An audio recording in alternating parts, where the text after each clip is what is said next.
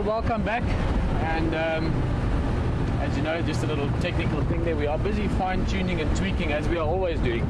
A few things still just in preparation for Big Cat Week, so there's these moments or minutes sometimes of us disappearing. Don't worry, we're not going anywhere. We're just making sure that we can stay there better, longer, more consistent as time goes on. We are on the Buffelshoek boundary, as we call it, so the northern boundary in terms of where we can go.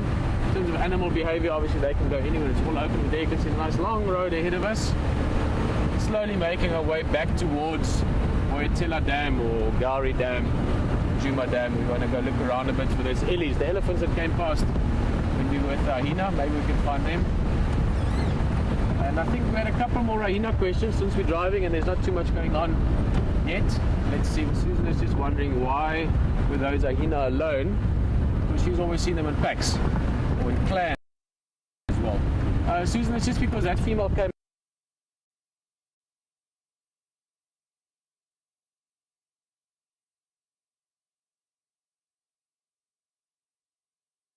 cub is still very young, 6 weeks, 7 weeks, somewhere like that. His food needs his milk, and she came back to feed him. The rest of the clan could be in the area looking around for food, still foraging. It's nice and cool, overcast weather, so it's great weather for predators in general. And if other predators are still active, meaning lion or hyena, wild dogs, hyenas could also still be active to hunt themselves, but they also know other predators are out and about. So it's opportunity for them to find food. So they probably are out doing their thing. There could be 1 or 2 adults down in the den as well. It's not impossible, but I would probably say not this morning, just considering conditions. So she came back to give the youngster some food, and she'll spend some time in the den just bonding as well. It's a very important part of most mammals being raised is the bonding between parents and youngsters. So she'll be doing a bit of that as well, as we could see them playing earlier.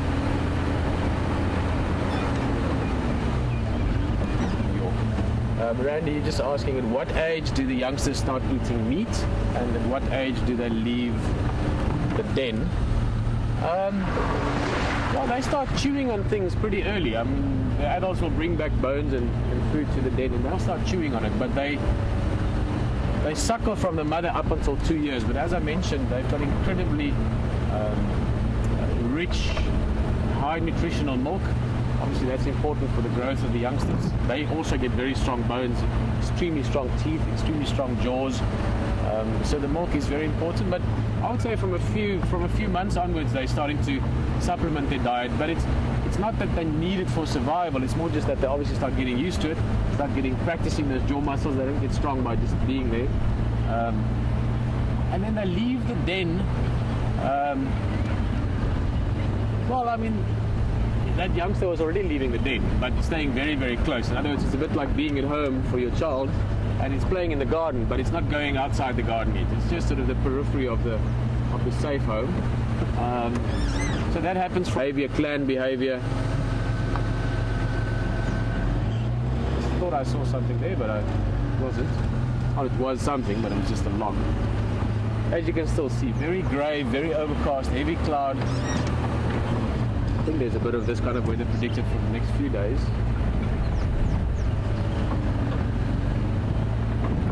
We shall see.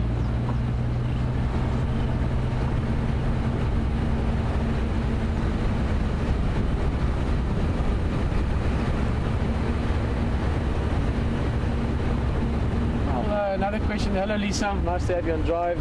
And as I said, we'll talk a little bit more about hyenas, and then we'll get closer to the waterhole and see what's going on there. Lisa just asking, are hyena cubs blind when they're born? Also referred to as artificial when they born like that. You get precocial birth, which would be like impalas, where they precocial, they already developed by birth time. They can run around and so within minutes or seconds even. Hyenas are pretty much like lions and leopards, where the young ones are very, very vulnerable. You know, just this sort of I hate the word useless, but colloquially you could use the word useless, I guess. They can't do much, they can't see much, they can't move much. The first couple of weeks they're sort of just flopping around and crawling around, and then they start getting stronger and more confident to move around and so on. So same with hyena.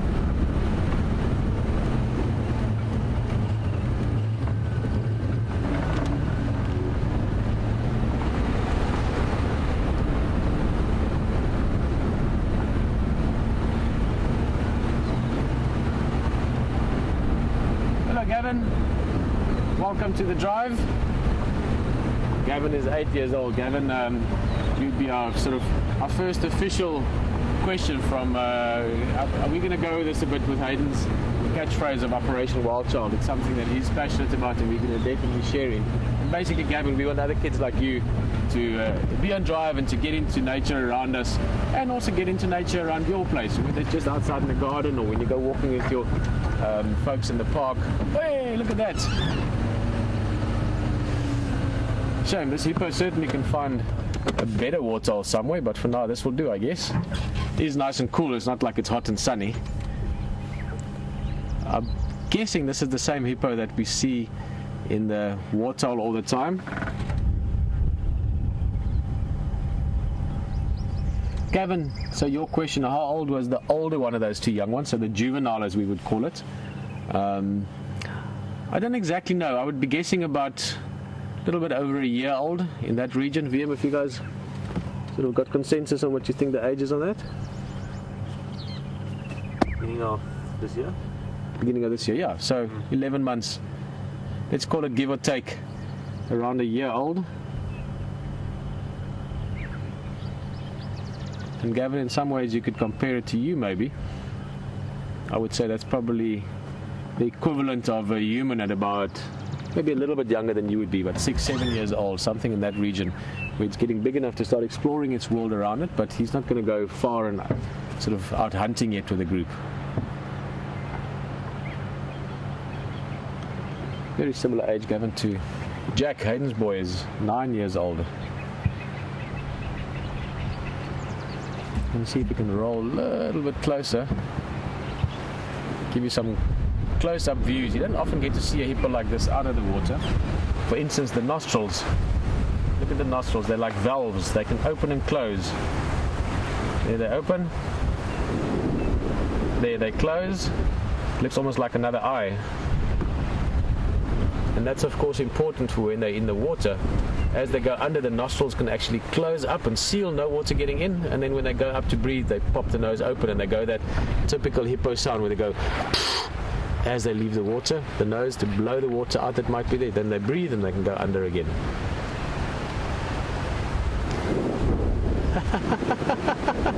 That's so cool. Just a little mud stop along the way.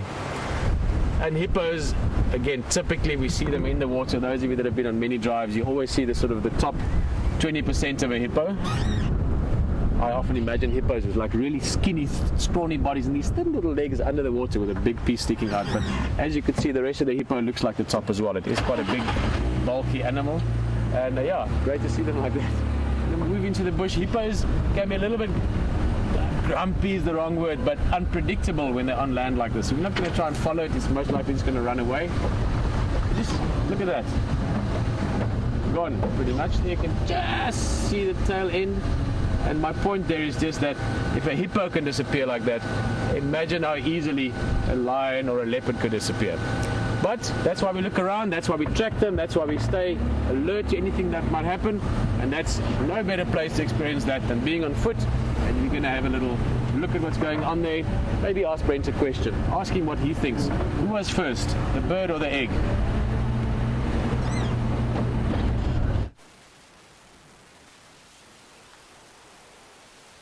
So these leopard tracks are proving a bit perplexing. And I hear you just came across a hippo in a mud wallow with Pieter. And Pieter's 100% correct, very unpredictable, especially if you find them in those little water holes, not in a big water hole where they feel safe. So they do feel quite unsafe quite often in those situations, and you always have to be alert. At the moment, we've walked through this whole block where that leopard looked like it might be stalking, where the tracks went off, and the tracks are really hard to see. So we're seeing if he did a once-over on us and actually came back down this way. And we've just, at the junction of these roads, is quite a interesting little thing. An animal we've seen a few times, but not as many as we would like on the live drives. It hasn't been freshly used for a while, but what we have here is called a civet tree. If I sit down next to the civet tree, and obviously being a civet tree, it's made by civets, so it's a collection of a civet dung, quite old, all of this, and also been broken up nicely by the rain a bit so we can see what's here.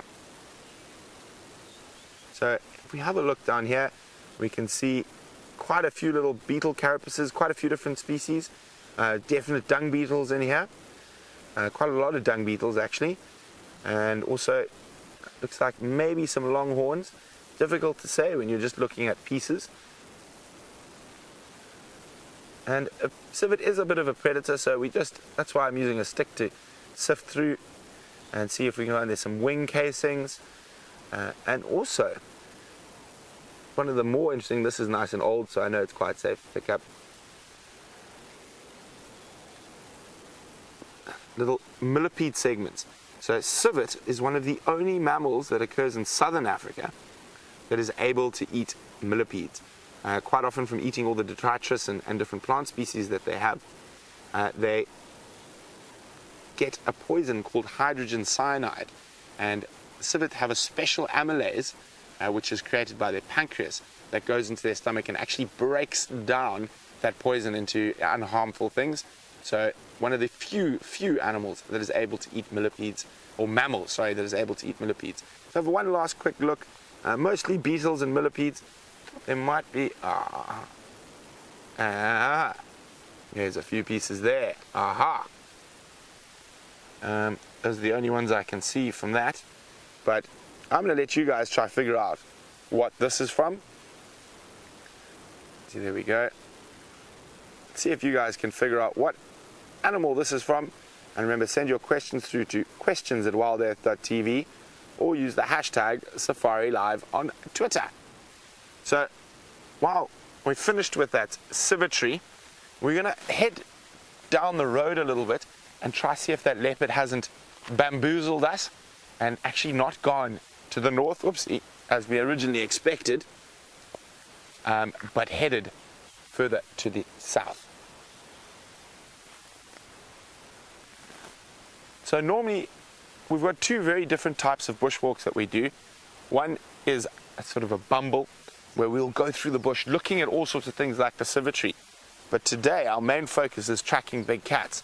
So unfortunately, when that happens, one of the places big cats like to walk is on the roads. It's like a really big game path for them, and especially after a lot of rain, they are not so keen on getting wet grass in their faces and lots of dew, so they quite often like to utilize the roads. There's a nice little bit of soft sand coming up, and I'm hoping we're going to find that perfect, beautiful paw print of a male leopard.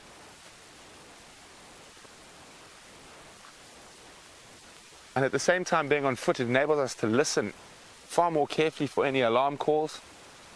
And there's a strong possibility that this leopard might have had a successful hunt in that storm last night.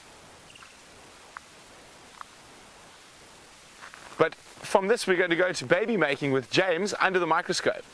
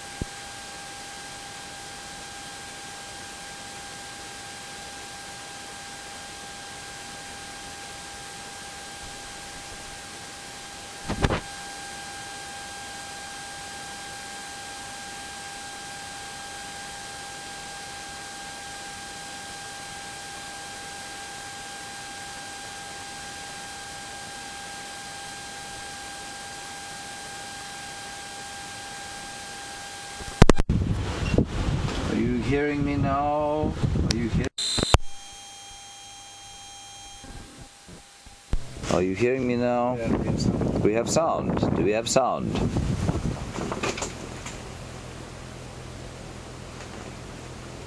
Right. Sorry everybody about that. Right. we had these two millipedes, and they were in fact mating with each other, which was fascinating to watch. They were coiled in a state of abject passion. They now, of course, are a bit shy because they've just been caught under the light of this microscope. But look at the way the millipede moves. Same thing, well, you saw the shell of the one that Brent was looking at, and this is something called a worm-like millipede. They eat a lot of dead and dying plant material, and that's about all, really. They don't seem to have much of another kind of function, and unfortunately they have completed their mating. And what happens is that they coil around each other.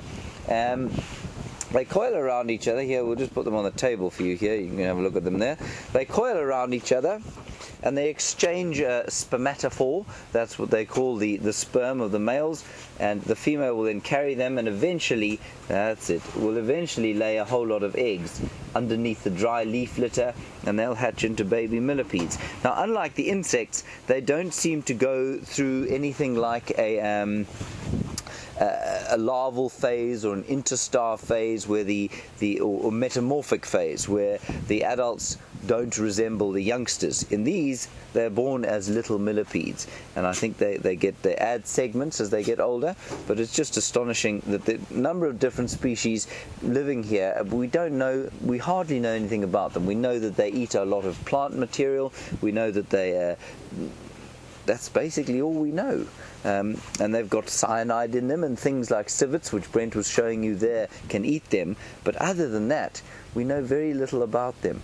Fascinating things. Right, the other thing we've got here for you is a snail. Now, we're hoping desperately that this fellow is going to come out of his shell. But let's have a look there, and you can see close up what the giant land snail looks like. And we've been doing a bit of reading on giant land snails, and we know that they live for 10 to 15 years, and they eat also normally plant material only.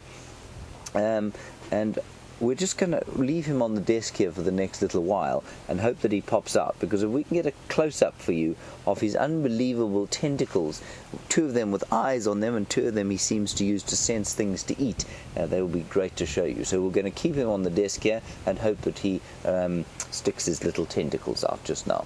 Alright, let's go back to Hayden. He's got a couple of these things. They don't look quite like that. They look much more alive than that particular one, so we'll see you just now.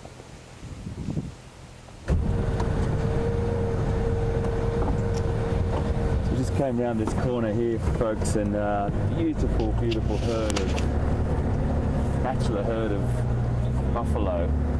Could be the same ones that we started off with this morning, and they've just crossed over the road. I'm just going to reposition the vehicle so we're sort of in amongst them. They're very relaxed with us, but there's some absolutely magnificent specimens here. Just big boys with incredible horns, and that big bulbous helmet like that. Look at this boy up here. How beautiful is he? That's a prime buffalo bull there. I'll just move up a little bit closer. They're grazing through here nice and gently. We've got some red-billed oxpeckers just hanging off the side. I'll just position up here so you can have a good look. Get right into a nice spot here. So relaxed. Hey guys.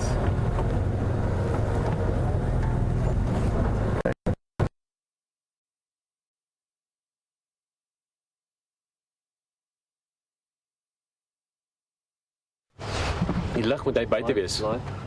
Am I live? Oh, sorry. Hello everyone. Welcome back. Sorry, I wasn't plugged in for sound there for a second. So let me just find myself. There we go, we're missing that. But we are also busy testing our rain cover, so that's actually what we're busy with. We had a few drops.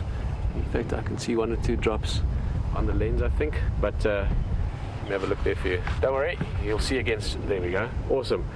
We are testing our rain cover. That's why you see the dashboard. Yeah, I can't see my monitor. There we go. This is covering all the gear in the front. We've got radios here. That's the monitor so that I can see where we are. We've got, cameras and first aid kits and all kinds of stuff in the front. But this is all obviously running with some kind of power, some kind of electricity. So that covers it for the rain.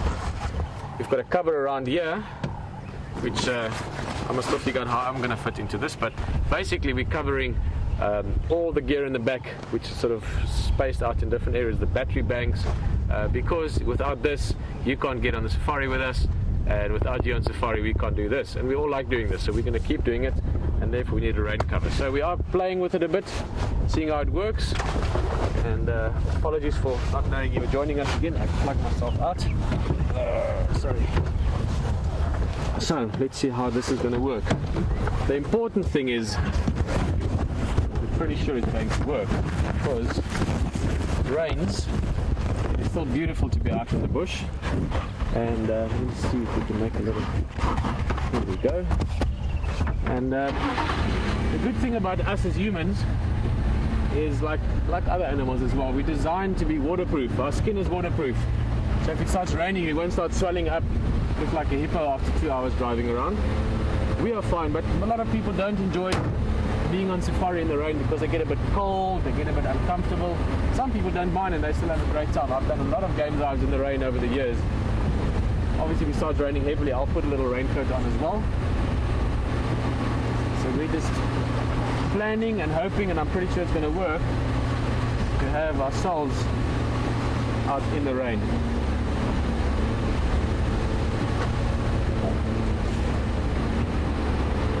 Hello Ronald, welcome on safari with us here with WildEarth in South Africa. Sabi Sands Game Reserve, Djuma Game Reserve, Aretusa is the other reserve we're in. Sabi Sands is sort of collective reserve, if you want, compare it to like New York. And Djuma and Aretusa would be different suburbs of that, so areas that you can sort of move around in where we are. And Ronald, you're new on Drive with us, so first of all, a big welcome. You're going to meet lots of great people on the vehicle with you. And Ronald's just asking if we get giraffe here. Yes, we do. We can find giraffe. We will find giraffe. Maybe not right now, maybe not this morning. But as the drives go along, Ronald, I'm hoping, and I'm sure you'll be back for more. That's the great thing about safari, because you never know what's going to happen next. We could find anything. We could turn that bend and there could be a leopard walking down the road. But also giraffe, zebra, buffalo, wildebeest, impala, those are all things we've seen this morning other than giraffe. Hyena, we've seen great leopard over the last few weeks. Wild dogs have been active, lion, elephant, all the big animals that you can hope to see in Africa, that you can dream to experience. They're all here. We're in a truly wild place, a truly wilderness area. The Greater Kruger National Park, of which we are part of, is twice the size of Yellowstone National Park, just to give you a comparison. Sort of other game reserves, other wild areas, an amazing habitat, amazing ecosystem, and for us to have a little window into a part of that is a rare privilege. So yeah, thank you for joining us.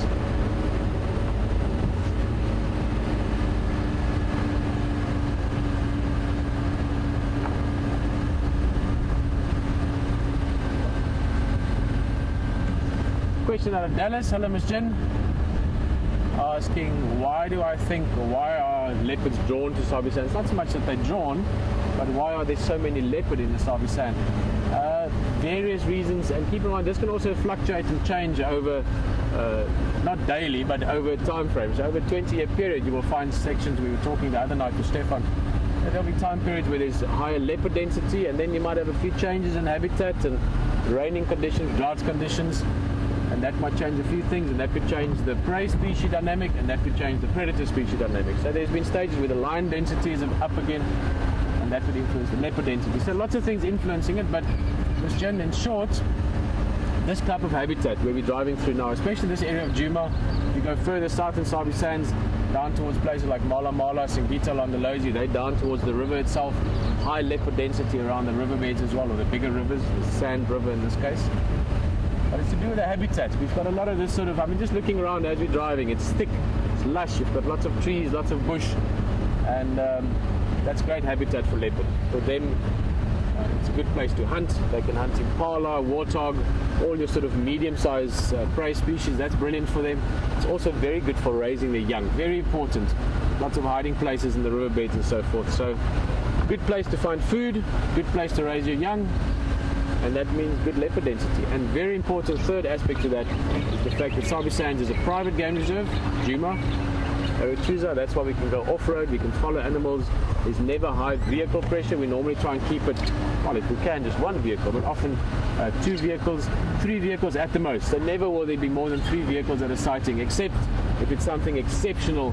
We'll sometimes say, listen guys, this is, you're watching something amazing here, like we had with those wild dogs last year around this time during the hunt. Then we'll get other guys in because it's just this occurrence that's so brilliant. But typically 1 to 3 vehicles maximum on sighting, so that's good in terms of the intimacy of the experience. But the fact that we behave, everyone that drives around here are either guides by profession or people that have private lodges here and they've done this for a long time. So the behavior that we display towards the animals means that they know we're not a threat. We don't bother them at all. Many animals, in fact, like that young hyena cub we saw back there, he's going to grow up seeing Land Rovers and 4x4s and safari vehicles. So for him, it's just part of his environment. And therefore, you see them a lot as well. So to come back to high density of leopard, but you get high density of leopard in some other parts and you don't see those leopards because they're shy or elusive. Over here, the leopards behave normal. If there was a leopard walking down the road now because the grass is wet from the rain, it wouldn't run away when we approach. It would just keep doing what it's doing and we would be seeing it. So the fact that we can see them plays a big role as well.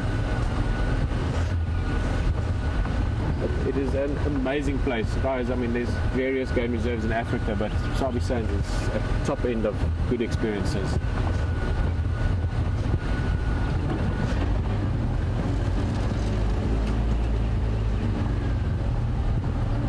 Genevieve, beautiful name. Also from one of my favorite cities. We were speaking about it earlier. We've got lots of people from New York on safari this morning. Guys, very big welcome from the Big Apple, or to the Big Apple. Another thing we talked about just last night, we were chatting about, and I was talking with Molly as well, it wasn't last night, yesterday on the way to the airport, saying how great would it be to go do a game drive in New York. We take the Jigger, that's the nickname we have for this vehicle. It means the vehicle that can twist and turn and sort of zigzag through the bush. Take this Land Rover, take it to New York, and we go drive around there, and that would illustrate your question, Genevieve. You asking, and all the time and years I spent sort of looking at and trying to understand animal behavior, has that given me some interesting insights into human behavior, and most certainly. In fact, the reason I love wildlife, one of my sort of niches, if you want, one of my things I've always found interesting is behavior. I'm really into behavioral aspects, to see what's going on, interpret it, get knowledge about it, but also just learn to understand it. And certainly, if you can do that with animals, you can do that even more so with humans, because Genevieve, as you know, we are humans. We can talk to each other in various languages, English being a choice for the safari for us, and that's something that I've always found interesting.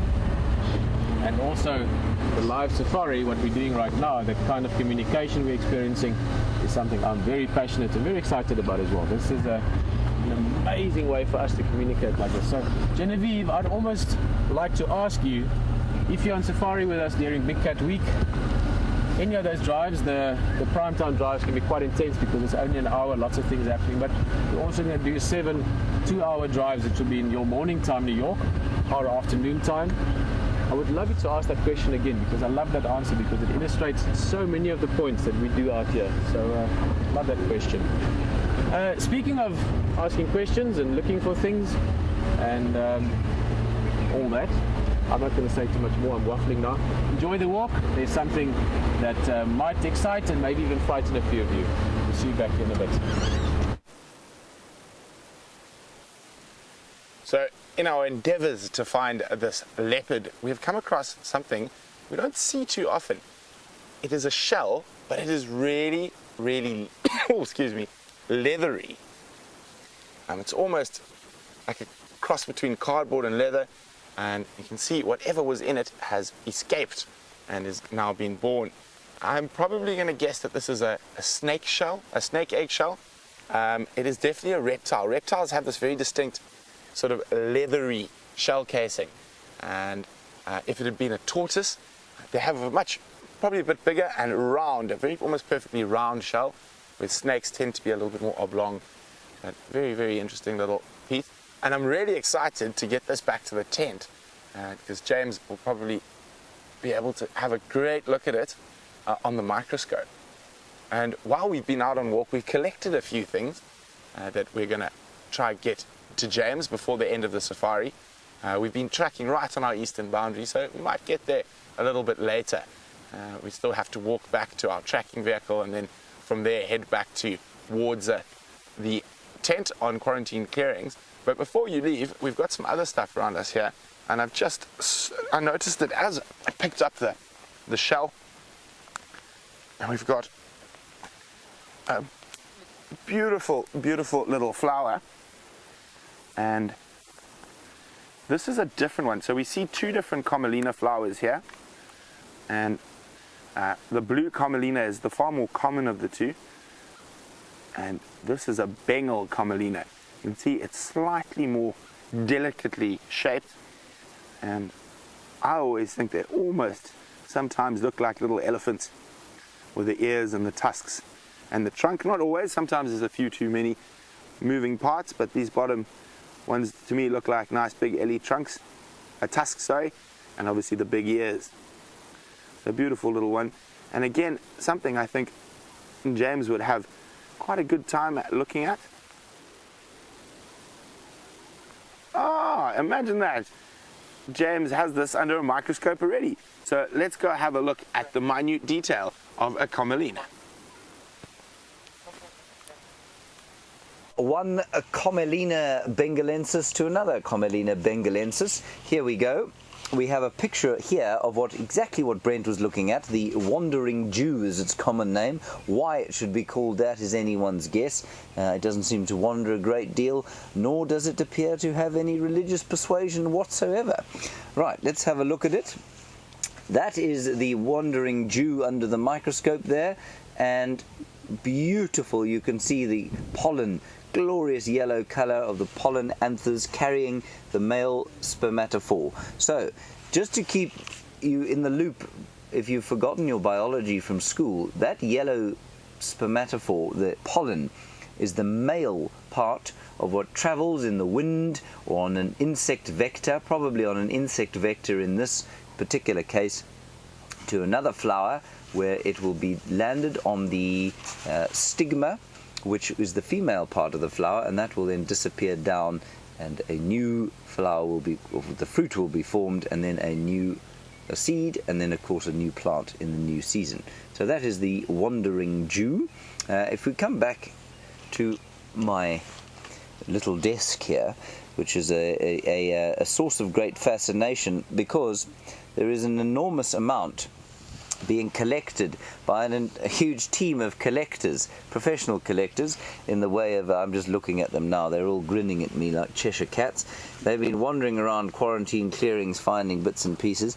They include the inimitable Stefan Winterboer, Louise Povard, and of course Eugene, who, while he wasn't fixing the satellites, has been finding things here. His contribution's not been a strong one this morning. He managed to find a fork stolen by a hyena. That's all he's managed to find so far. So, have a look now. That, everybody, is the sting of a shiny, burrowing scorpion. And you can just imagine getting pucked, as they say in Afrikaans, by one of those things. Apparently not very venomous, but these are the guys. I think Brent was looking at the shells of a scorpion, and the shells of that, not a scorpion, the shells of a millipede. The shells of that millipede could well have been deposited, I'm not sure exactly, I think they were a civet in Brent's case, but the shells of a millipede are often found outside the burrows of this particular scorpion. But what is so interesting is the hairs, and also the size of the sting, and the fact that the sting is so sharp. How on earth the scorpion maintains a sharpness there? I mean, this is a very sharp thorn that I've just stuck into your picture there. That would go into your hand with a great ease. So the sharpness of the scorpion sting is infinitely more than even this great acacia thorn. And this particular piece here, that there, is the venom sac.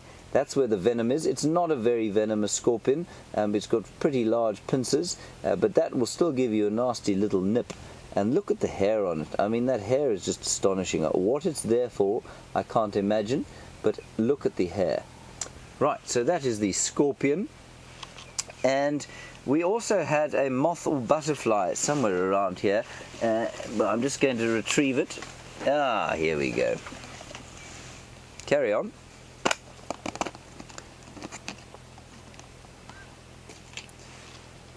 Now, a very good question from Country Gal Ash here. While I try and get a picture on this Burnet moth here, Country Girl Ash, you want to know why we can't touch hyena dung. We can. We shouldn't, though, because it's full of muck. So, because in the digestive system of a carnivore, Burnet is not very happy. We're not going to, I don't think we're going to look at him with a microscope. He's very unhappy. He's coming to the end of his life cycle. Anyway, Country Girl Ash, the digestive system of a carnivore is such that it's extremely toxic.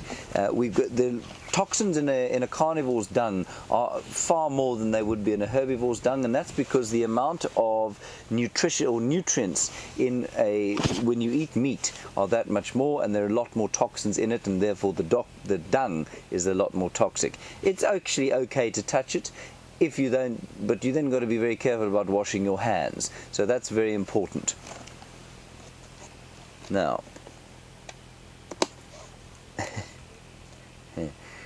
right, so we're just going to have a quick, this is what I was looking at here. You can see the Burnet moth. I think you're going to probably get a better look at them on the bushwalk with Brent eventually, but we're going to release him. You can see the scales of his wings are coming to the end there, and yeah, he's going to probably pass on. They're very short-lived.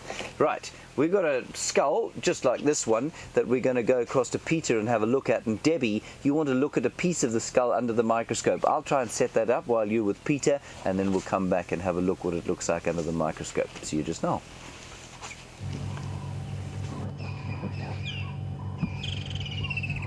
Well, we happened to find a buffalo skull here driving along the Mulwati riverbed. Exactly what James has just been telling you about. It's fascinating to see things on a smaller level as well, from the big things to the small things. This is a old buffalo skull, old buffalo female, in fact. Just looking at the bosses, those sort of shields on the front of the head, and you can see a lot of the keratin layers, that sort of fingernail-like covering of the horns, has been broken down now by these larvae. There you can see those little, looks like little dreadlocks almost on the horns. It's exactly what James was talking about. There's a little bit left of the horn sheath, and then just the hard bone. As I said, we're in the riverbed.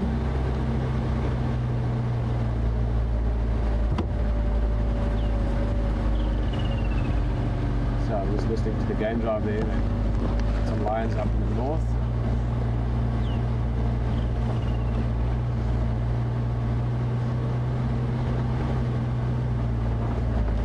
Those lions are too far north for us, but it's just good to know where they are. Hello, Millie, from Utah. You know, there's a little village out here. The second village from the boundary of the reserve. Not far, 10 kilometers, 5-6 miles. A village called Utah. Second village after the first village, that's called Dixie. Got a few American names for some of the villages in this area. Millie, you're just asking what have I been doing. Sorry, I'm not looking at you, but I'm just looking around. This is Twin Dams area, Great Leopard area. We heard some squirrels alarm calling just now, so I'm going to make sure we don't miss something. Millie just asking what have I been doing since I was in the SafariLIVE last. This is about a month ago, just over a month ago. Been back home. This is busy season as well in Namibia. That's where I'm from, the next country on the west coast of Africa after South Africa. So southwestern Africa. It used to be called Southwest Africa before called Namibia since 1990. We've been very busy. In fact, my wife Alicia has been very busy. We had a very, very busy yesterday, busy day today as well, with the boat safaris, Mola safaris, what we do there. And I've been doing some dune tours as well, 4x4 tours in the dunes, which I obviously enjoy a lot with the Land Rover, so that's also good fun. And yeah, just been living and working and enjoying life. We've got 2 kids. My son started walking just before I came out here right now. And yeah, just doing those things, the things we do in life, the things that make life a beautiful experience. Family, friends, work, sleep, food, all the things that you guys enjoy as well.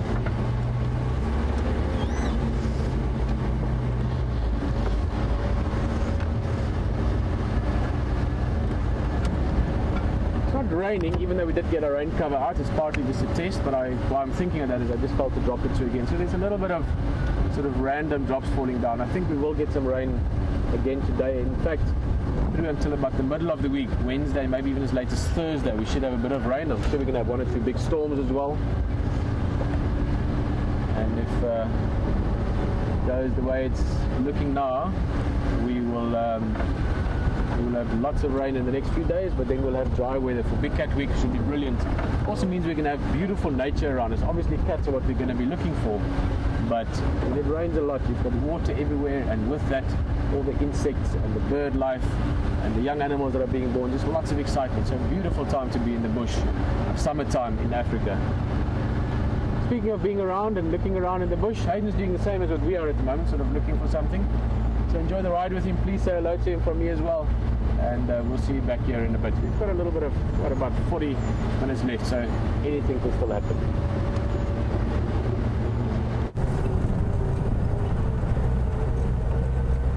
Well, it's been a little rainy in spots. We just put a couple of covers on. We lost signal a little bit before, so I missed out on sharing that little bit of buffalo action with you, but I'm coming back around now to see if we can see them. But Sherry from Ohio, how are you, Sherry? Great to have you on board this morning. And Sherry's question is about leopards and sort of turf wars and territories and densities. The turf wars don't seem to be as heavy duty as what lions are, but predominantly because leopards are solitary. So you might get 2 males coming over and crossing over into their home ranges and having an altercation, and can happen with females as well. But it's not as intense as like those lion wars that you see. Leopard density is also dependent on food availability and space. There's some densities that are quite incredible, animals living very, very close to each other, and then animals that have home ranges of 40-50 square kilometres. So it really does tend to be about food availability and historical things, and then there's also those factors or external contributing factors like human encroachment onto habitat and what pressure the animals have to live on top of each other sometimes. But remembering leopard are the most adaptive cat in the world, feeding on anything from small crickets and lizards and small mammals up to big ungulates, big hoofed animals. So they're an incredibly adaptive cat. Wonderful how they can fit into so many different ecosystems and habitats. But definitely haven't seen anything this morning. Even I think Pieter was talking about some tracks that he picked up on or heard from. But it is a bit quiet this morning, but the great thing is, we've got all these different things happening, the walk and the tent, and the small things really matter as well. And I hear that there's been some really amazing, wonderful action going on in the tent this morning, which is great to hear. And I'm just going to pop my head around here. These buffalo were just walking along this little drainage line here, and if we can catch up with them again, they were feeding. And when you do see them grazing, it's a great. This herd is so relaxed. I just thought we might try and give them another go, but we lost your signal. Well, you lost my signal, sadly, before. They're just down in here. We might not be able to get that close now. But there were some striking-looking bulls in there.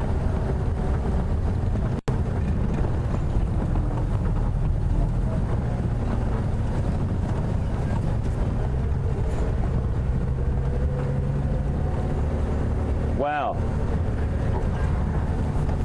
I think I should stop. Operation Wild Child reporting for duty. Elizabeth in California. Fantastic to have you on board, Elizabeth. 5 years old, and what a great question. Are African buffalo related to American buffalo or bison? Well, you know what? They are. Down the track, I think, millions of years ago when the earth was all changing and all the different parts of the world were moving apart, different fragments or different sections of that family that the buffalo are in. It's a really interesting word. You might use this down the track, but it's a big word. It's called bovine family, B-O-V-I-N-E, and that's the family of cattle, wild cattle, including our domestic cattle, the ones that we see in a paddock near your home, or when you're driving through the countryside, all related in the same sort of family. So it's a great question, Elizabeth. And there's buffalo also that occur in Asia, very different looking ones as well. But yes, they are related distantly, but they're definitely related, Elizabeth. And fantastic to have you on board, our first soldier in Operation Wild Child. Fantastic to have you, buddy.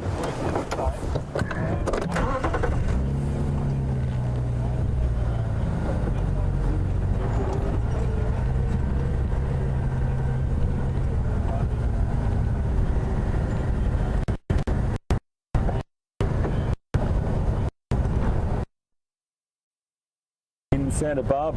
That's a fantastic thing. You've got an initiative that's happening in North America as well, No Child Inside, and I think that's beautiful. It's a beautiful sort of thing to have, and these sort of things are happening all over the world. We've got these buffs here again, so I'm just going to gently come up to them. But a great initiative to have these operations, or these things that we can get kids outside. It is scientifically, I'm just going to pull up. There's a nice one just here, Bri, as well. But I was looking for one particular bull. There's a couple. We'll just park ourselves down a little bit further. It's all right, my friend. It's okay, buddy. Just trying to get Brian a nice shot. Oh, here we go. Here's right. Maybe if we... no, you're going to walk on a little bit. They're going down into this drainage line, which is a bit tricky for us. I'm going to back up a little bit, but just back to that those initiatives that getting kids outside. It's if we can stimulate you guys to get outside and explore your world a little bit as well, after you've watched SafariLIVE, of course. Oh, they're just being a little bit elusive at the moment. There's a couple over here, Bri, that are going to probably walk towards us. So I'll just park off here. There's one boy just through there. They're a little ways off. They were really close to us before, but they might walk onto us a little bit as they're grazing. And they're just grazing through on this beautiful, fresh flush of grass that's come through after this dump of rain that we've had. And the rains still sort of haven't settled in as much as we would have hoped. A lot of the dams, as we were talking about before, are still quite empty, but it's imminent. It's imminent. There's no doubt about it. You can feel it. We got a few spots of rain before. We had to stop and put the rain covers on. But that individual there, just sort of standing between that vegetation with a lovely set of horns as well. In this particular herd, there were some cracking bulls with big sets of horns. And they've got those fantastic grinding molars, the massive cheek teeth that these animals have, and as they've got a really broad row of incisors as well. There's a couple more up to the left there, Bri, that are grazing towards us at the moment. They've got a prehensile tongue as well, which is allows us to really get amongst that grass. So as they get closer, we'll have a little talk about it as you can see it happening. And what it is that those fantastic cheek teeth and that broad row of incisors gives them ability to feed in all different grass lengths, and they can use that prehensile tongue to rip off big bunches of long grass. They're very efficient feeders. And I was just sitting there before, just as I lost you, and they started to browse on some vegetation as well. So really good adaptability buffalo, but predominantly grazers. And the foliage will be, lots of different herbs, and including the grass. It's a bit like a smorgasbord or a buffet where they walk through. Not quite as extensive as elephant, but they're great efficient feeders, these guys.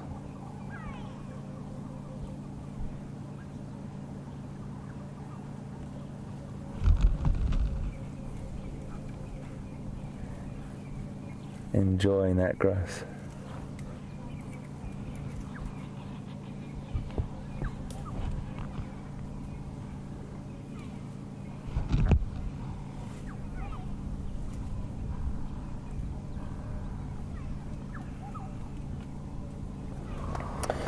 So Janine, great to have you on board with us this morning, and a lovely question from you to know whether my son is out here with me. Well, he's not at the moment, Janine, but in just after Big Cat Week, my wife and my son and some of my friends from around the globe are joining me down here, and we'll be spending some time on Juma and staying for an extra 5 days. So I'm very excited. He's never been here before, and I'm really, really excited for my boy to be down here and being able to experience this beautiful place. So thank you, Janine.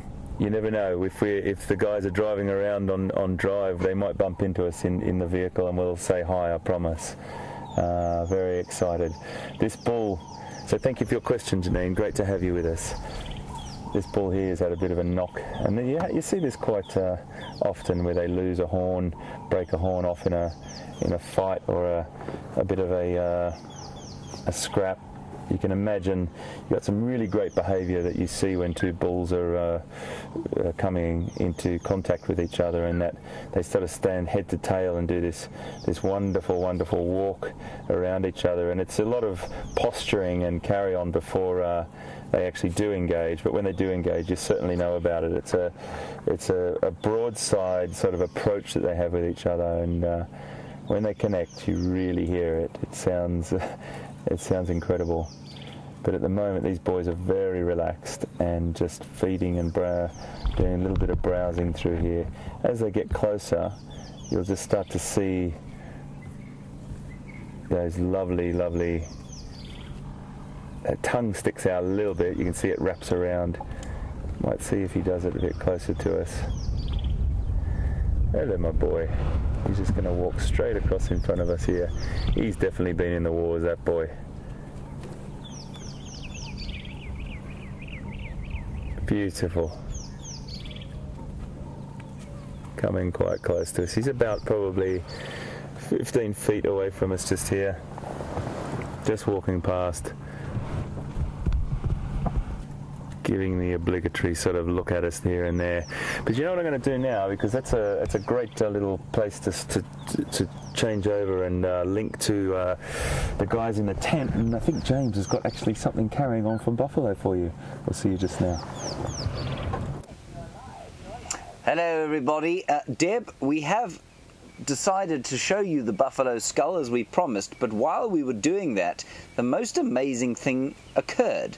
Now I'm going to head across straight to the microscope, and you will see living in this buffalo skull is, oh dear, I had the focus so beautifully, there he is, an unbelievable sighting of a spider. I don't know what kind of spider. It's got some beautiful blue eggs. Those eggs are tinged just like gin, I suppose. So we'll call this the gin spider. I mean, have you ever seen a more subtle and gentle colour than that in the bush? It is just absolutely spectacular. Look at the colours on the spider, and the eggs in that sack are just unbelievable. It's living in the eye socket of this buffalo. So let's come back to the buffalo skull now, and you can see exactly where it's living. There is the eye socket of this long dead beefalo, and the spider is just inside there. I'll shine a bit of light in there. There you can see him. Isn't that amazing? Discovered it completely by chance.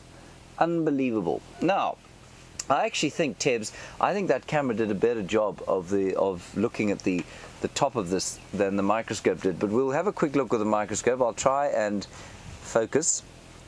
There we go. All right. Yeah, that's quite a nice shot there.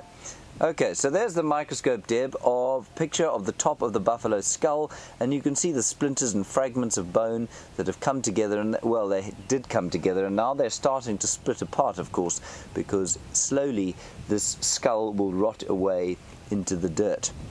Now, I used to think, of course, that fossils were a kind of bone, but they aren't. It's a kind well, I'll explain it actually when you get back. It's a bit of a longer experience, and rather than waste your time with that right now, we've got Brent sitting with a lovely herd of zebras. This will be great. See you now. So we moved from where we were on the eastern boundary tracking leopard, and we parked our tracking vehicle down near the Moati village, and we decided to walk up towards quarantine. There's always a good chance You can see there's some impala and some zebra. And the zebra were lying down till the impala came dashing out. The impala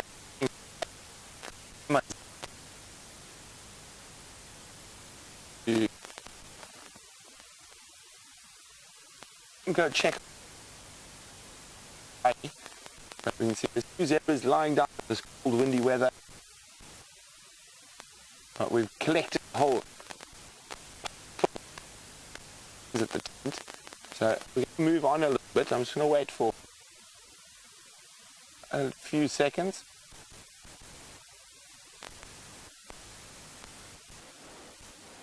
So while we move, we're going to send you across to Pieter, and hopefully we'll find something more before we get to the tent.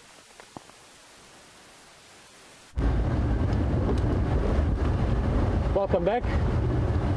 We've walk on the sort of edge of signal there, so breaking up a bit, but nonetheless fantastic to see zebra, or zebra I guess, depending where you're from. So we learned with the alphabet here in South Africa, which is more sort of a British English if you want. We learned the alphabet and it's X, Y, Z. And now you guys learn it X, Y, Z. So zebra, zebra, potato, potato. You all know what we're talking about. Let's look at this bird quickly. Just nice and close. It's not great light for it. This is a starling.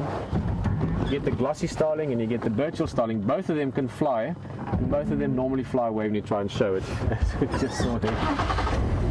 He's just sitting there singing. I'll probably be able to listen to him.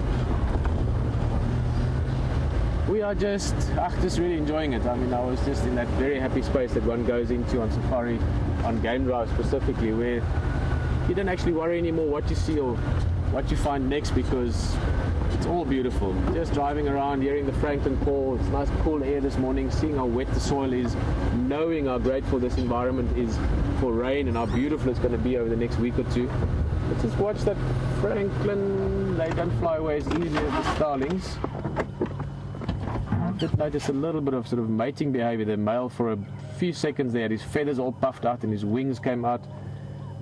But it seems they're back to normal again. These are Natal Franklin. Can you just make sure about that? Actually, yeah, Natal Franklin. One of my favorite birds in the bush. Alarm calls in the mornings, sunset chorus in the afternoons. Often alarm calls also for predators. You can sometimes find leopard by the assistance from those guys. Yeah, all in all, just beautiful to be out there. And I was just thinking how fortunate I am and we are to be able to do this. Thank you. I will say this many times over the next few weeks. Coming up to Buffelshoek Dam. Now, even though it's wet now, you might wonder why we're checking waterholes if there's water everywhere. But keep in mind the animals are still creatures of habit. They will still go past familiar places, waterholes. And on that note, we're going to go back to the walk. I think we'll be able to hear them better. We'll see it probably just before the end of drive.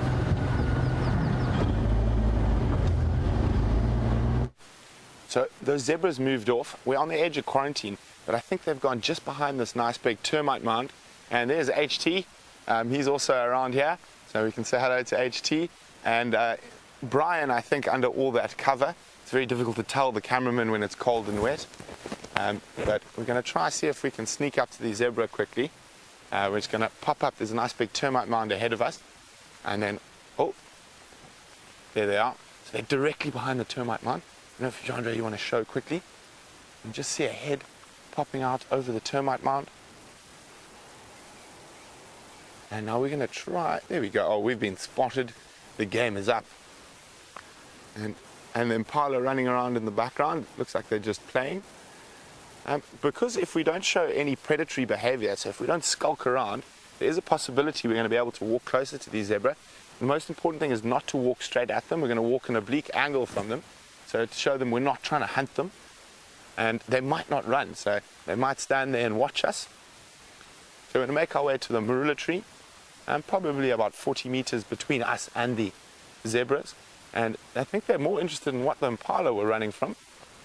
There we go, as you can see, while his back's turned. Let's see if we can get a little bit closer.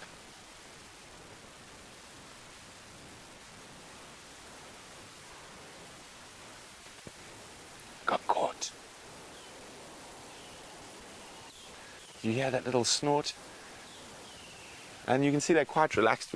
We're not displaying that predatory behavior, just a little at us before walking off. And there we go. We're going to let them move into the bush. We're going to start slowly making our way towards the tent. And James, the tent is probably 200, 300 meters from us. We can have a look. You can just make it through the trees over there. And let's go see what James is up to. But while we're walking across there, we've got a question from Tutu in Las Vegas. And quite an apt question since we're on such an open grass area here. Tutu is wondering, what is the difference between a grazer and a browser? So if I was a grazer, Tutu, well, let's get a little bit closer to this bush before we do that. As a grazer, I would only eat grass, or almost exclusively grass. So some nice, fresh, new shoots like this would be ideal. And quite often, we just dust the sand off. These new, fresh shoots, obviously the roots of the plant are trying to put as much nutrients in it to get it to grow as fast as possible. There's quite a lot of sugar in it, so quite a lot of starch. And that's what the grazers are after. And that's why often they're dung, and of course there's not dung around us now, but it's very dark. It's from the starches that make it very, very black.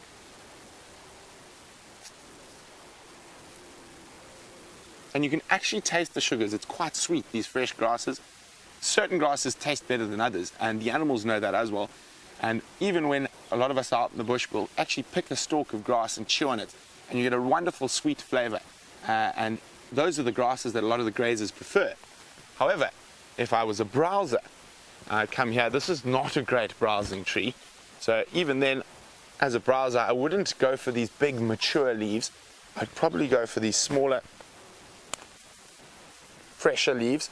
This, Jean-Andre is getting very close to me because he knows I'm going to chew this leaf, but I'm probably not going to enjoy it nearly as much as the grass. And especially this one is really not a really good, the tannin is almost bitter, and you get this very sort of, your tongue sort of sticks to your palate. So even if I was a browser, this is possibly only a species I would eat if I was under a lot of pressure. So in the dry season, we did see elephants and giraffe feeding off. This is a large fruited bush willow, not a great eating tree. If you have a choice, you go for things like buffalo thorns and acacias, much, much sweeter, much nicer. So while we continue to meander towards the tent, let's go see what Mr. Pretorius is up to.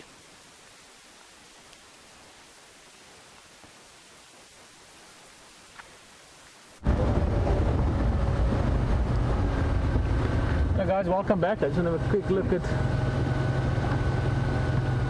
Oh no, just look way down the road. There's two people walking. I thought perhaps it's the guys from the walk. And I knew they were not on the road, obviously, because they were looking at zebra and chatting with you. There's a guy from the anti-poaching, I presume, just checking for tracks. Very experienced, very good at it. I'll be to look after the area. So being on Game Drive is great, isn't it? You can learn new things all the time. I mean, I always thought a browser was something like Firefox or Internet Explorer, but obviously there's other contexts to that as well. We'll have to find some kind of a grazing tool. Hey? What do you think about that? So like internet grazer. Good idea. It's great to be on foot, and it's so lovely to be on foot because you can look at not only small things. I mean, we often talk about obviously small things, birds and insects and eggs and so on, but just the way you sort of are tuned into your environment, your sensitivity to nature around you is a beautiful experience on foot. The biggest change at the moment for us by far is all the different water aspects to things. The fact that we've had rain recently means there's now lots of fresh puddles everywhere. And Cheryl, that adds into your question as well. Cheryl's from Colorado, which is a state I believe is absolutely beautiful with lots of water. But there was a question earlier, and Cheryl, your question now about the riverbed we just crossed through. How often does water flow down that? So how often does it get water in it? In these big storms, if you get big rain, the water that floods away or flows away would be going down those riverbeds, which is why we call them drainage lines. They help to drain the area of flash water or flood water. as well as Buffelshoek Dam, there was a question earlier about the quality of water. The dams that sort of held the last of the water before the rains now, that water becomes quite foul, but you know, dirty water is still better than no water, and obviously animals have adapted to be able to drink water like that. And keep in mind, it's, I always, when I take the kids to the dunes and they get dirty, I always tell my wife that it's clean dirt, you know, it's clean sand, it's different from dirty dirt. And the same with that, you must realize that even though the water could get a bit dirty, it's still clean water. In other words, it gets dirty from dust and mud and maybe animals messing in it a bit, but it's not contaminated. These kudus here.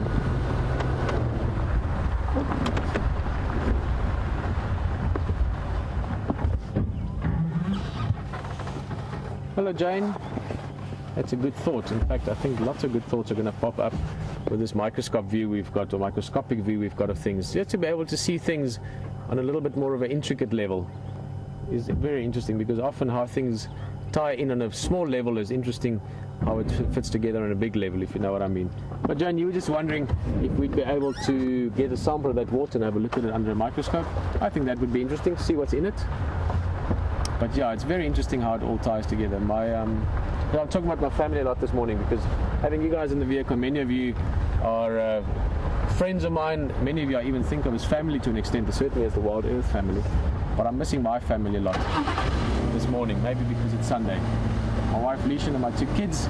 But why I was thinking of my wife now, one of the reasons, is she's a molecular biologist actually, so she understands things on that very, very small level. And it's interesting to talk with her in terms of how she sort of ties the small things and the big things together sometimes. So that's what we're going to do over the next couple of weeks. Great to have that tool available, great to be able to show you that sort of view of the world as well. We might be breaking up a little bit here in the dip, so I think we'll probably cut away shortly. If not, we'll continue on, otherwise I'll see you in a bit. So enjoy the microscope, see you in a bit. Hello everybody, in this little bucky here, come and have a look here Tibbs, we've got a centipede, and now he's called a large centipede, and that is, it's part of an order. In fact, that's going to be better than the microscope. Let's look there, I'll just shine the light on him there. It's a whole order of them, which means there will be hundreds of different species of what we call large centipedes, and they are voracious predators of frogs apparently sometimes, small birds even, not this one, I mean the bird would have to be microscopic for this centipede to eat it, and even other kinds of, probably this one's eating invertebrates for the most part. They can give a rather nasty, painful bite, but it's not dangerous to human beings, it's just an irritant more than anything else. Right, so that's a centipede. Now Country Girl Ash, you wanted to know how big they get, the centipedes, and then how big they get compared with millipedes. I've seen lots of millipedes around here, roughly that size. So how many inches is that? That's about 6 inches in length. And then centipedes, I have seen one centipede that big once, but that's very uncommon. I think the biggest millipede I've ever seen is probably about that big, which is almost half a foot long. The largest centipede I've seen is about that big. So in this part of the world, I suspect that the millipedes get slightly larger than the others. Right, let's go quickly across to something very exciting. So folks, here you can just see running off through the bush there a glimpse of an absolute character, one of the most fantastic birds in Africa.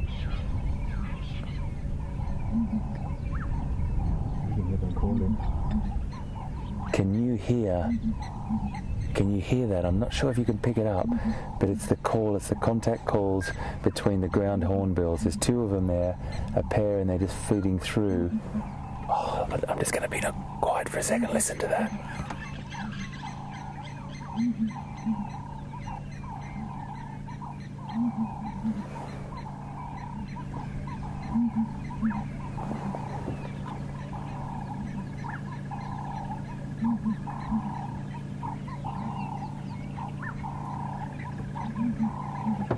That's so beautiful. I'm just going to try and back up to get a glimpse of one of them for you. They just... You got one? Oh, there you go. Brian's got one there. Fantastic, mate. Off in the distance, but we can't get any closer than that. And they'll just they'll move into the thicker vegetation. But there's this beautiful oomph, oomph, really beautiful call there. And they do have a duet type of in the mornings they'll make that call and they'll really contact with each other.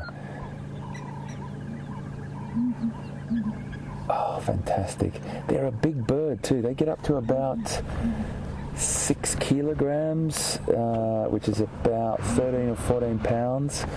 I'm just going to try and move back a bit, right? See if we can just get one last glimpse of them. It's such a cool bird. They feed on all different types of invertebrates and vertebrates and small mammals if they can get their hands on them, as well, their beaks on them, hands even.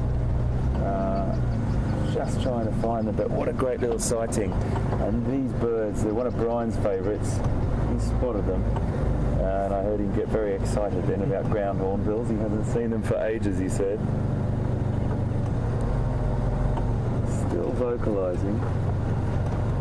Just want to try and get one more glimpse. Beautiful, beautiful black bird. Standing about, I reckon about 130 centimetres. I think the books say 130, which is about, I can't see them, Brian, can you? In inches, that's probably about, goodness, I'm trying to do my conversions now. 30s, 12, probably about 40 inches. No, I can't see them. You can still hear them though. Oh, booming sound. Up there, just trickling through somewhere up there. Anyway, we had a little sighting of them. Beautiful bird, ground hornbill, and that really beautiful, beautiful noise that they make, that vocalization. Let me just give you a quick look, guys, just because this is what the great thing about our apps that we've got are. Just whilst you can hear them in the background still, I'll just get this up.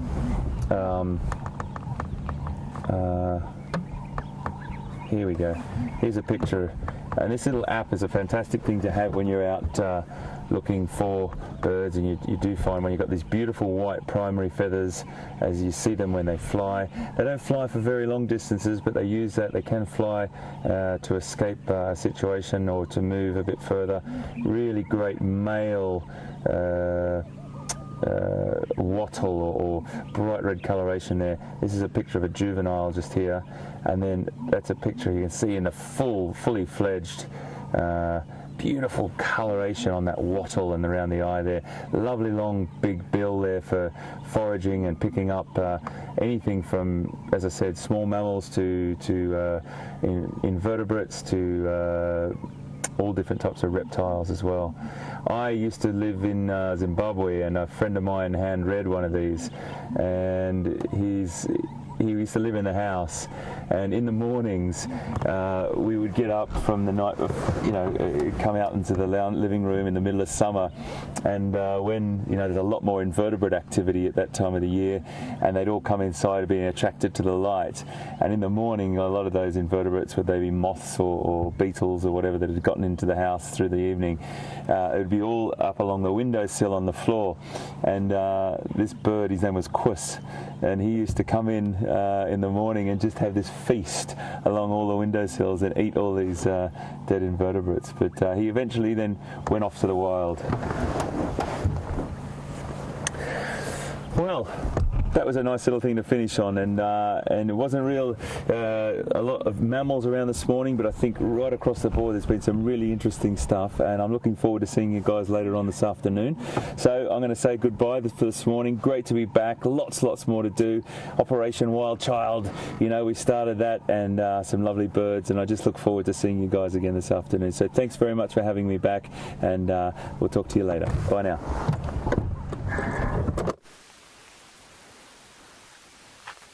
So we've made our way across quarantine. We're about to join Tebs and James and Eugenius at the tent. We've managed to collect some paraphernalia while out on bushwalk. Look, James is excited. They let him come out of the tent. Normally he's not allowed to go past the little edge of the canvas. Oh. And I'll return his stick to him just in case. Thank you. Good morning, Jamesy. Did you find my stick? I'm in the Mahindra. Hello. Hi, nice to see Thank you. Thank you. Here we go. But there we go. Right. Now, Now, we've collected some stuff. yes, fascinating. So we did a little bit of a scurry around in Oh, a a scurry. in a cemetery. A fossick, yes. Oh, and then yes, because you had the blue one, You I brought me you a yellow one. pressed version of the yellow one. Thank Yes, you, there we go. Commelina. The yellow wandering Jew this time round. Okay. Come on, man. Oh, What are wrong you pocket. saying? Oh, there's too many pockets in this thing. And then a reptile egg of some kind. Okay, shall we have a look at him? Yeah, that's and very leathery. Right. What do you think he is? I don't know. Just judging from the size, I think it might be a snake. Found on a termite mound. Very close to one, yes. Okay. And Right. I think that could be. So, Brenty, just put your hat on backwards so that we can see your eyes. You have to do that in here. It's not gangster, it's because the lights are hanging from the top of the roof. There we go. now we're having a look at this under the microscope, and we'll just cross over to the microscope quickly and you can have a quick look at what it looks like under the scope. Well, not substantially different from the buffalo skull from this angle, but it certainly is. It is very different and leathery, as you can see, and definitely nothing like a chicken or bird's egg. What kind of? Maybe a monitor? I thought a monitor, but I'm just not sure. And we did Okay. find another one. Okay, which Brent's is got all also- sorts of things in his pocket here. Yeah, which is Yes. also. Which piece. is also a piece from a different area, Okay, but also got that leathery texture. It looks a little bit more fresh. I think the other one's been. there we go. We've got them under the microscope there. You can see that one too. That is quite an interesting change, interesting difference that they have. I'm afraid my expertise in oothecology Oh, you're so clever. doesn't go that far. I don't really know. I would go with something the size of maybe a monitor's a bit bigger than that. Yeah, I was thinking that's why I thought snake. Whoa, the wind Yeah. got that little one. Okay. The little one could even be a Yes. snake or a lizard, but it's so different. It's extremely interesting Yeah. to see, and The different it's ones, Quite, yeah. quite possibly the different diets. Yeah. It has a lot to Could do well be. with how the eggshells are Yeah. formed. Oh, I'll tell you what we did have here, and he's Escaped. he's escaped at high speed. But we had a giant land snail. I wonder how on earth he disappeared. He'll be around here somewhere. But we put him next to this tortoise shell, and so we're talking about calcium and the need for calcium out here, which of course would make a big difference to eggshells. But he climbed. You can see. I don't know if you can see there. Glisten. The slimy residue on this on the tortoise shell, and we put the snail next to him, and he climbed up onto this, and And obviously started to eat it. Now, apparently, apparently he's been spotted. Oh, there he is. There he is. Wow, Look at it's this. a Come over here, beast. Tips. This is unbelievable. Here is the giant land snail over here. Now, it's very important that they eat these kind of things here, because they need the calcium to maintain their own shells. So we're going to leave them here. They will also eat the lime wash on the top end of on walls. They'll eat lime wash on walls. Okay, we're going to have a quick look at one more thing from Bushwalk. What else have you got to show us? It's the only living thing I managed to bring Yes. back. And I'm quite sure, being on quarantine, you've seen a lot of millipedes. Now we have a pill millipede. Oh, that is spectacular. Here we go. Look So at this. slightly different millipede to the A ones we see pill normally. millipede. I was reading about them yesterday and very excited. Okay, so there you go.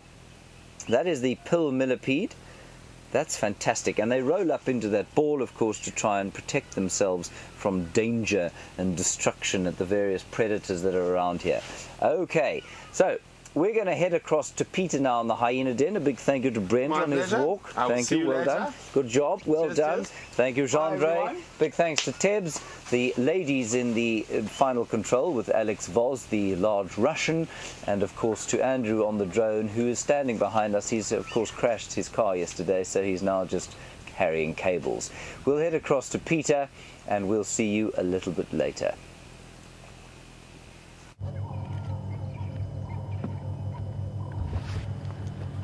Oh, What a way to get to the end of drive, with the beginning of a new life, you could say. This little hyena cub that we saw earlier, maybe you missed it earlier on the safari. We were sitting here and this youngster was having a suckle from his mother, who's lying on in the front here. And we're at a den, so we should be able to see them quite a bit over the next one. And what a perfect stage to be sharing this young life as well. He's big enough now to start exploring outside, and for us to get these beautiful views like that. Look at that. Oh, lovely.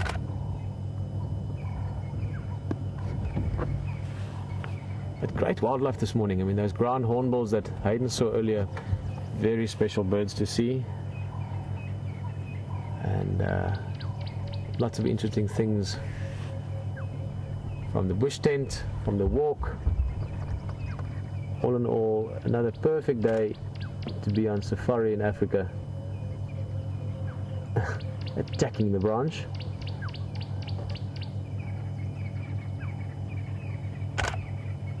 Oh, that's just...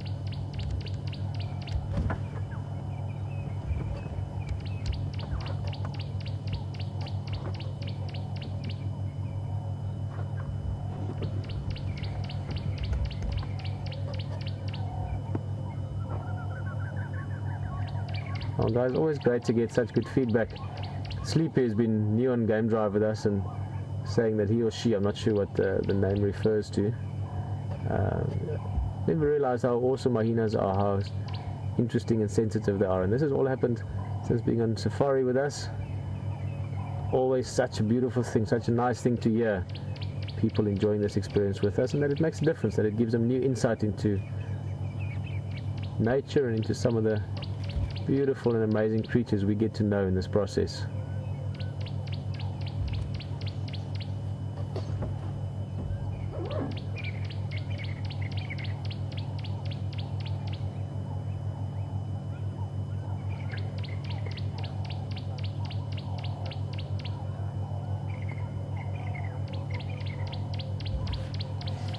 Seems we have lots of people from the East Coast. It's of course a good time of the day for you to join us for safari. Andre from Florida just asking if it's unusual just to have one cub. No, I mean you can have two as well, but very often you do just have one cub with hyena.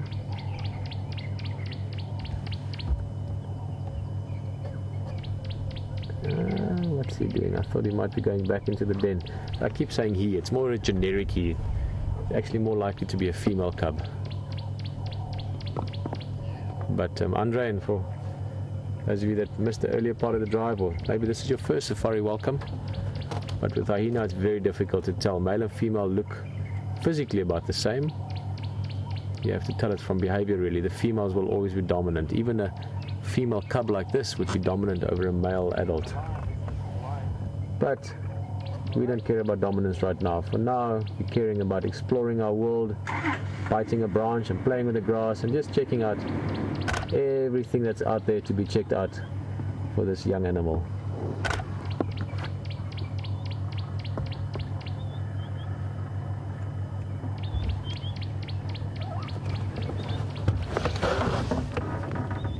Oh wow guys, not in our area, but further to the north the guys just found some cheetah. So nice to hear, not from us but from one of the game drives.